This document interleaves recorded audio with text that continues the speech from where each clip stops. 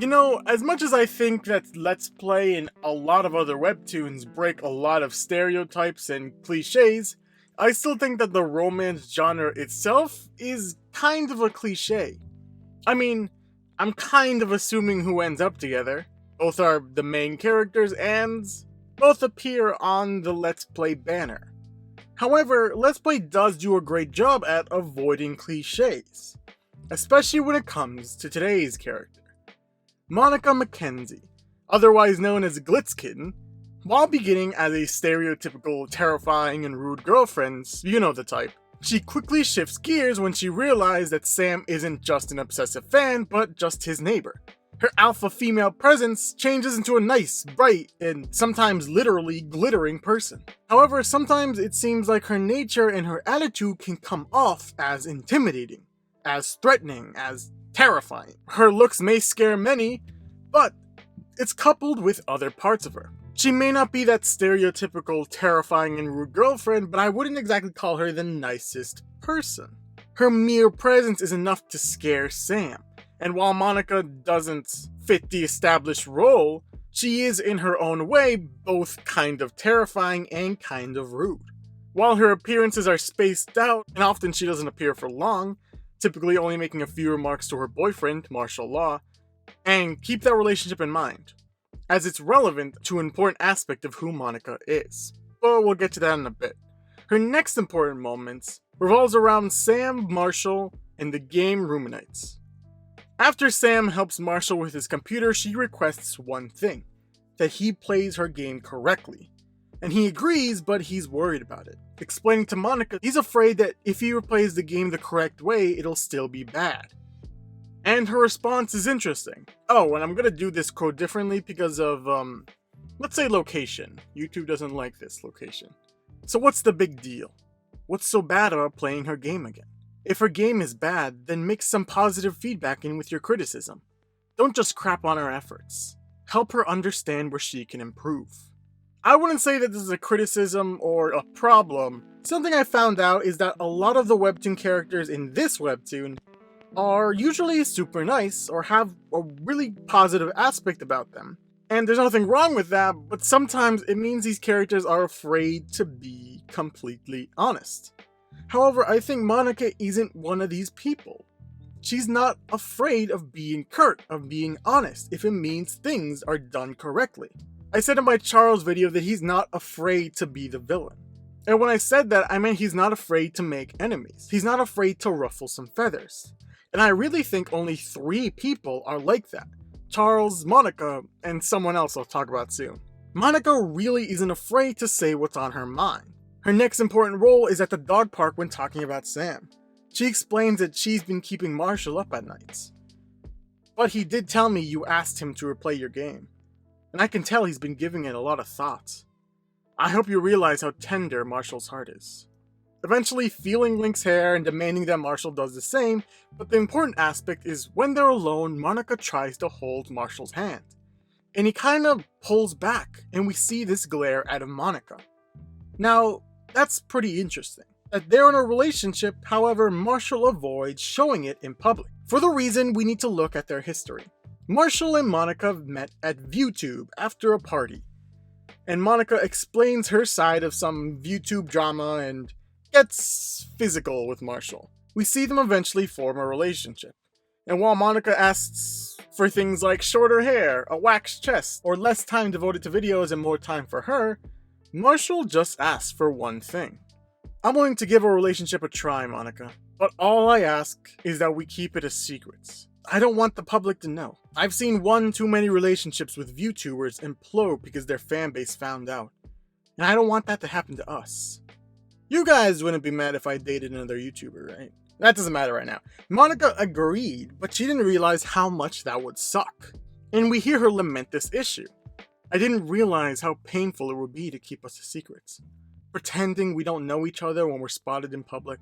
Avoiding selfies. Not being able to share intimacy in public.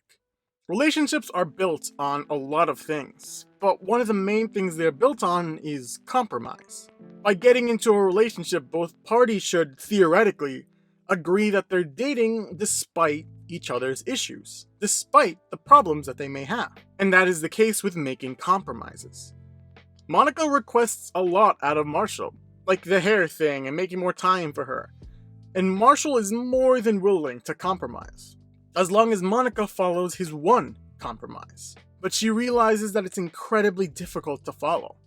I'm not blaming either party for this. Relationships are difficult, and they take a lot of time and effort to fully flesh out. And I don't even think a relationship can be perfect. But that's kind of the thing.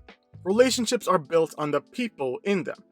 When one person brings something to the table, sometimes it might be negotiable, but other times it's take it or leave it. And with Marshall, he wants to keep everything private. And we see this kind of put a strain on their relationship. Anyways, a lot of Monica is basically her worrying or taking care of a barely functioning boyfriend.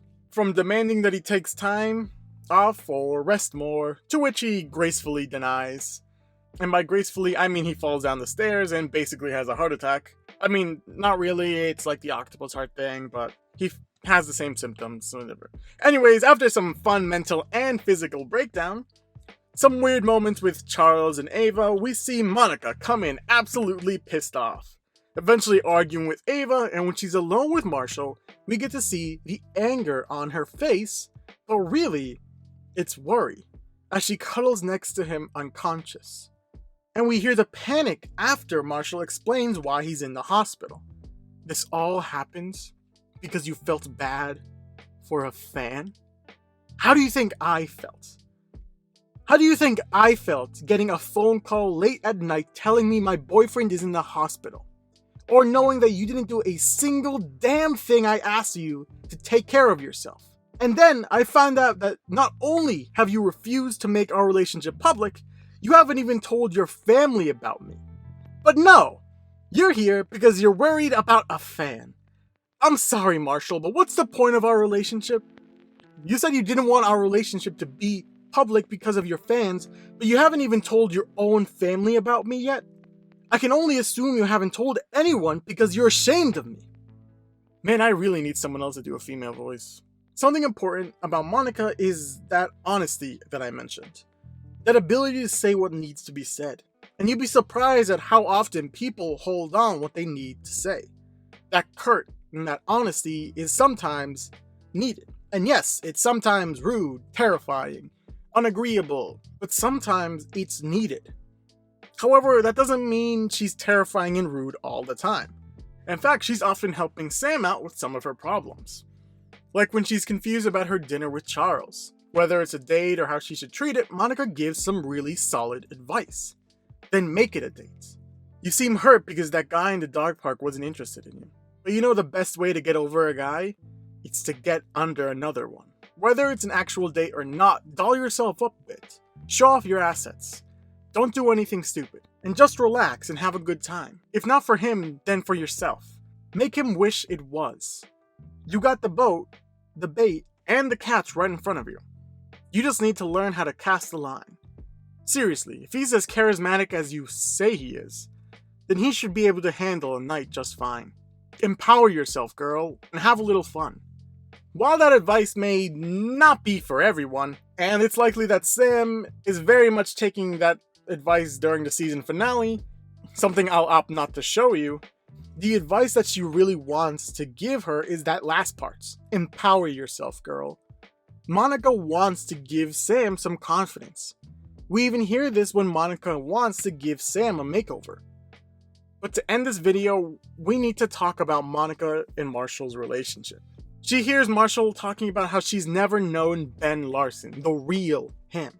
And I'll talk more about that when I get to Marshall. But when Monica overhears this, she decides to show her true self to Marshall. Without any makeup, without any hair extensions, without any dyed hair, she shows his true self to him. And I think we've both been breaking each other's hearts since we've been together.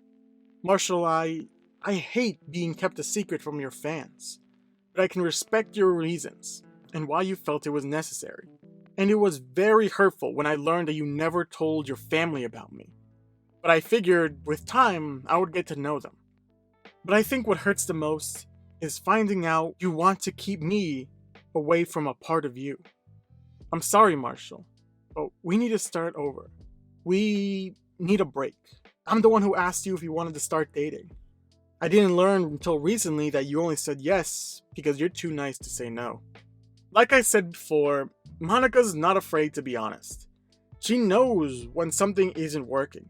And while this conversation shows how open and emotional Monica can be, I think it shows that Monica's a strong character who's not afraid to make enemies, who's not afraid to say the thing that she believes in, not afraid to be a female swear word that she says multiple times but I do not wish to say. And for those reasons, I'm putting Monica into lawful evil. For most of my other character chart series, I'm fine with the term evil. Most people in the evil category all kinda deserve it. However, it's kind of a pain in this webtoon, and I'm sure other webtoons that I'm going to be covering, where almost all the characters are relatively good. But that brings up what I said in my Unordinary character chart series, that morals are relative, and it's dependent on the series and the characters in the webtoon. Most of the characters in this webtoon are morally good, and the people who are morally unjust, morally bad, are more like the saying, a strong cup of coffee. These people aren't terrible people, but out of most of the characters in the series and all the characters in this character chart series, I think the people I place into evil are sometimes better than most people. But I still think that they should be placed into this category. But that's just what I think. What about you? What are your opinions on Monica? And did they change since the beginning of the series? Leave it in the comments. And, like always, thank you for watching.